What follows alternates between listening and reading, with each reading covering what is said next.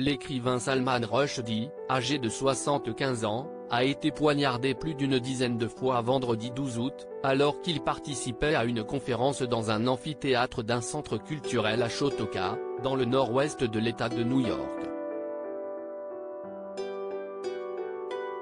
L'agresseur, arrêté par la police, a malheureusement réussi à l'atteindre au cou et à l'abdomen.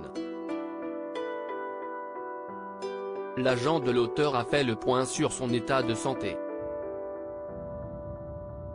CST auprès du New York Times Quandrew Wiley, l'agent de l'auteur du livre Les versets sataniques, a donné des détails très inquiétants sur l'état de Salman Rushdie. Les nouvelles ne sont pas bonnes. Salman va probablement perdre un œil, les nerfs de son bras ont été sectionnés et son foie a été poignardé et est endommagé, a-t-il fait savoir. Après son agression, l'écrivain avait été transporté en hélicoptère vers l'hôpital le plus proche où il a été opéré en urgence, a précisé devant la presse le major de la police de l'État de New York, Eugene Stanisevski. Depuis, celui dont la tête avait été mise à prix par un groupuscule religieux iranien depuis des années contre plusieurs millions de dollars, a été placé sous respirateur artificiel.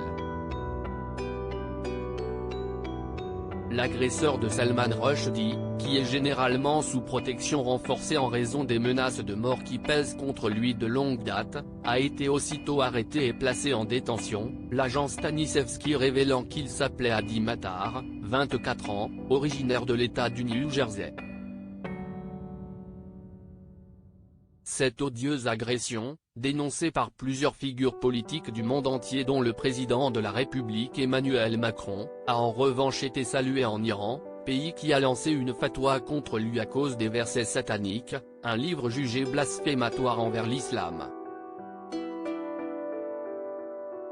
Le principal quotidien ultra-conservateur iranien, Kehan, a félicité samedi l'homme ayant poignardé la veille aux États-Unis l'écrivain britannique. Bravo à cet homme courageux et conscient de son devoir qui a attaqué l'apostat et le vicieux Salman Rushdie, écrit le journal, dont le patron est nommé par le guide suprême iranien, l'ayatollah Ali Khamenei.